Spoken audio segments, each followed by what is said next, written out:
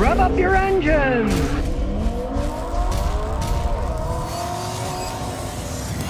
People are always asking me, Scotty, what do you think of the Honda CRV SUVs? Well, here's a 2002 with a lot of mileage. As you can see, it's got 187,612 miles. Still starts right up. Typical Honda engine, well-made engine. Still has a smooth transmission.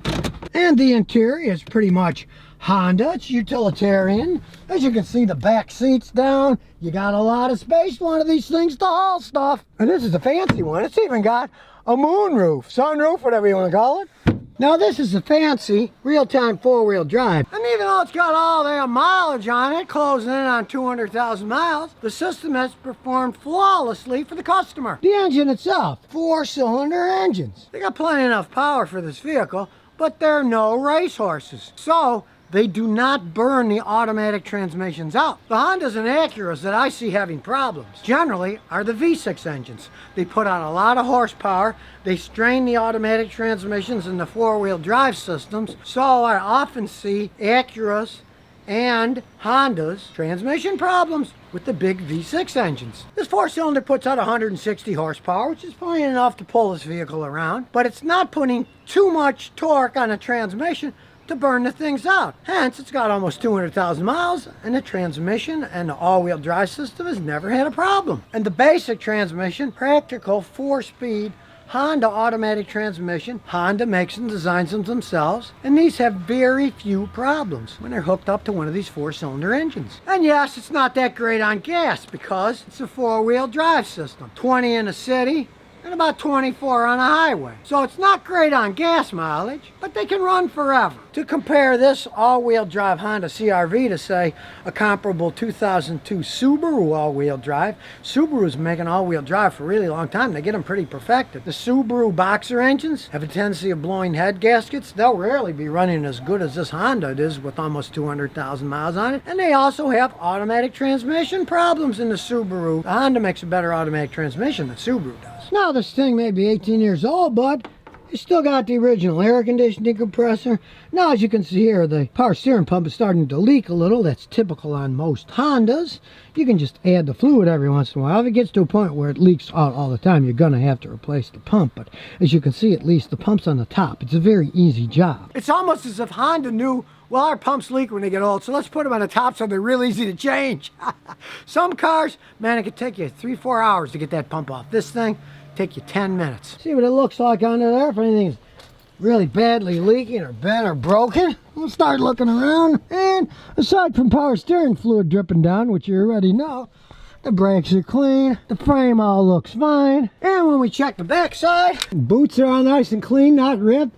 You can see the frame is all solid, not bent. Everything is pretty much original equipment.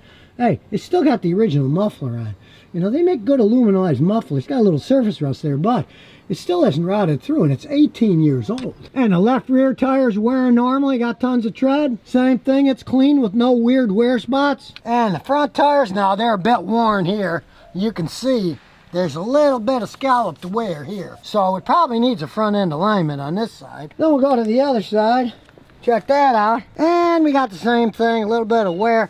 It needs front tires on an alignment for sure. But I'd expect that with a car that's got almost 200,000 miles on it. That's just typical wear and tear. You don't put a car down because of that. Rubber wears out over time. And as your tires start to get thinner, you will get an accentuation of odd wear. You get 40, 50,000 miles out of a set of tires and then they start showing wear. Most cars are gonna do that because they're not perfect when they're that old. Let's say you put a pair of new tires on this thing and they, within a few thousand miles, started to wear out, then you know you really got some front end problems. They're gonna have to be looked into. In this case, not so, as we'll show in a road test. We'll start her up and back it up. Transmission engaged perfectly. Okay, we'll give it a little gas and see what happens. Got decent acceleration, shifts good. As we turn, it's a little low on fluid. And we know it's leaking, so it's gonna have to be replaced at some point in time, but we'll just add fluid for now. And And it's got a little bouncing when you hit bumps, but hey, they always ride a little bit on the rough side, and as they age, of course, the struts are all worn, but hey, it's totally controllable. It's not like it's an uncontrollable vehicle. I've had customers over the years say, oh, it's got all this mods, I want to put struts on it, and they do, and then they're disappointed because they find out, and maybe it rides 10% better, not all that much. If they're not worn out and making all kinds of noise and shaking at the highway, you can live with an old vehicle like this. But like an old workhorse, you're not going to take it to do the 100-yard dash anymore. Make a baby a little. Make it last as long as possible. Now I'm going to scan it to get an overall perspective of what kind of shape it's in with all this mileage. Now it's doing its thing, reading everything. And it has a code P0420 CAT system efficiency below threshold. Very typical for these old Hondas. As they age, any impurities in a system can start to clog up the catalytic converter, and it's not as efficient as it used to be. It's a combination of everything. The engine being worn, the fuel injectors being worn. It only does this when it reaches a certain parameter. So, a lot of times, you can put cleaner in a gas tank to help clean the catalytic converter, go to a higher grade of gasoline, and drive it around for a couple hundred miles. A lot of times, the code will go away because they'd help clean it. Better burning fuel is going to make it work more efficiently. But this thing runs perfectly fine. The customer's got no qualms about how it runs. They were just wondering why the check engine light was coming on. And that's why. So I'm going to throw some cleaner in a gas tank and tell her, drive it around for a couple hundred miles. Then bring it back. Let me recheck it then. Now, I've had customers drive them years that way. I even had one customer with a CRV 4 years in a row, the inefficient catalytic converter. And then it came the 5th year to have me check it out, and inexplicably, the code was gone. And I said, what, did you put a catalytic converter on it? They said, no, we didn't do anything. We just switched the gas. And the gas station by us went out of business, so instead of buying it from an Exxon station, we're now buying it at a Shell station. So the only thing I could figure was, well, the Shell gasoline burnt better than the Exxon did, and since it burnt better, the catalytic converter did not have to work as hard to get rid of on-burn hydrocarbons, and the light went off, and it stayed off for the next 3 years until he sold the car. It was still off. So things like that can happen. Now, if you have an old car and has a code like that, fuel injection cleaner. Just make sure that it contains the nitrogen-based cleaner that's called PEA.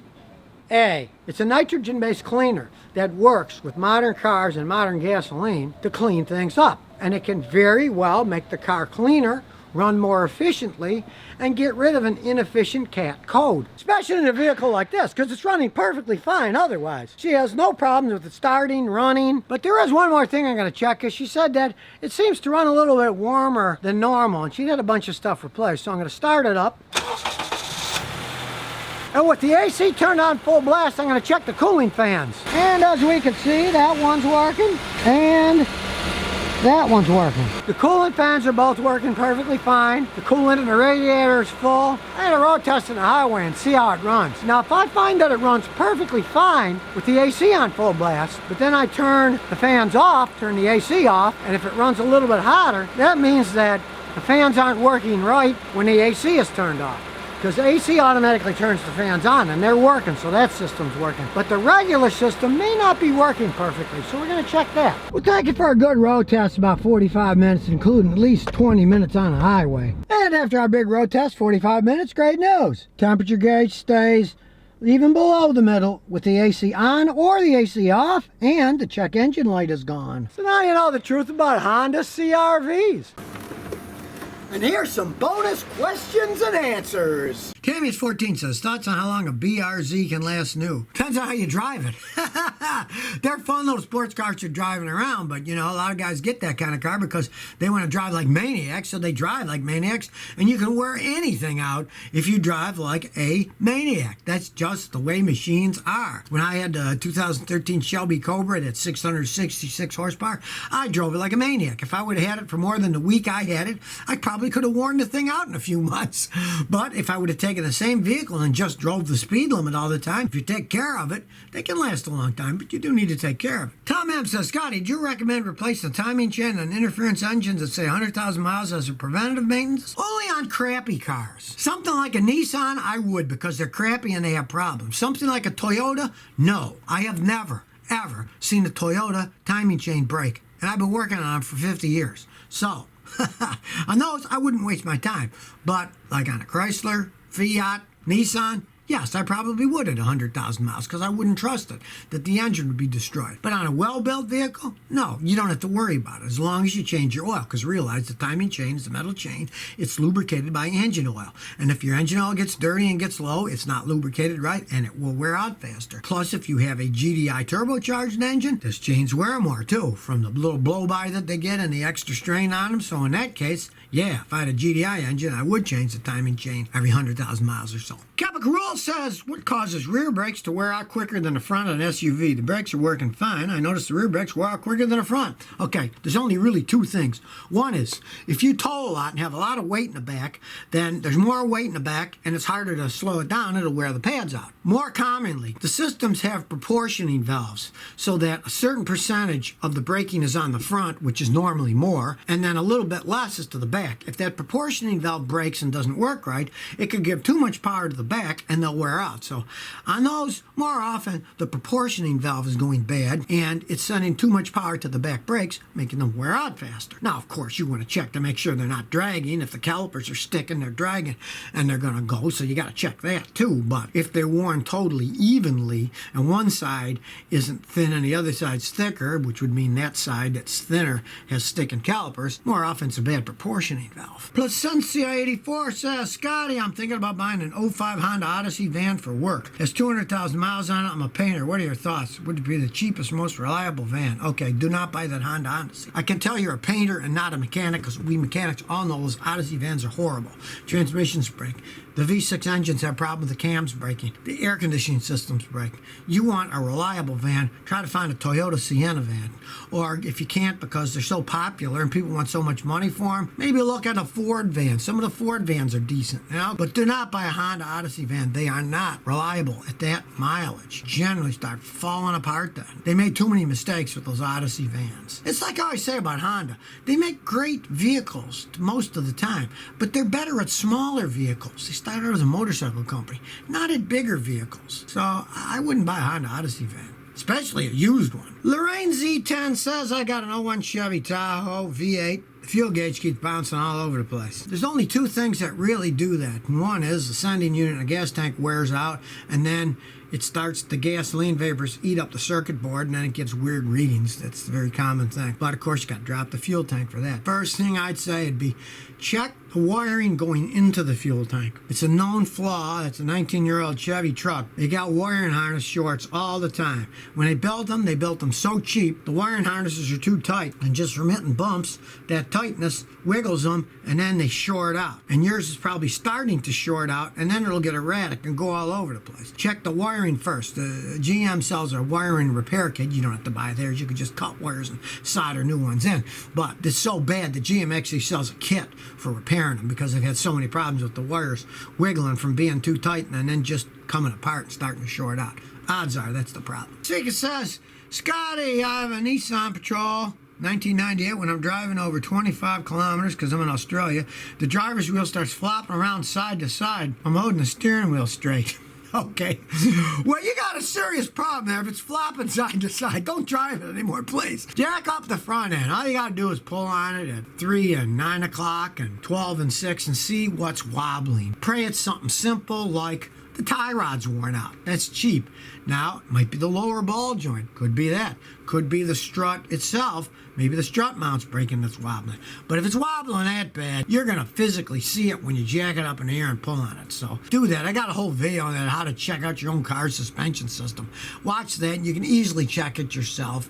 And then you can decide, hey, if you're mechanical enough, change the tie rod's no big deal. But if it's bigger, like the struts need done or the control arm's worn out, you want to pay a mechanic then. Billy's wild as it comes says, I got an '07 GMC truck. It cranks, it won't start, and it has no spark. I looked at everything, spark plugs, can't find anything wrong. Help! And he also says he has no codes. They lose power. The ignition control module and the ignition coil, all those wires, there's a white-black wire. They just made them too short, they rub, and that white-black wire comes apart. If you got a get a little razor blade and slice through all that insulation, slice it off to the side, and look at that white black wire, follow it. And if you see anywhere it's close to rubbing, check that first, and then you'll see probably the white black wire has come apart. It was a design flaw in those. They just made it too close and the wire just comes apart because it's rubbing from cheap manufacturing. The thing's 13 years old. It took 13 years to wear it through, but still, if they would have put another inch of wiring so it wasn't so tight to save a billionth of a penny, it wouldn't have rubbed loose in the first place. So if you never want to miss another one of my new car repair videos, remember to ring that bell.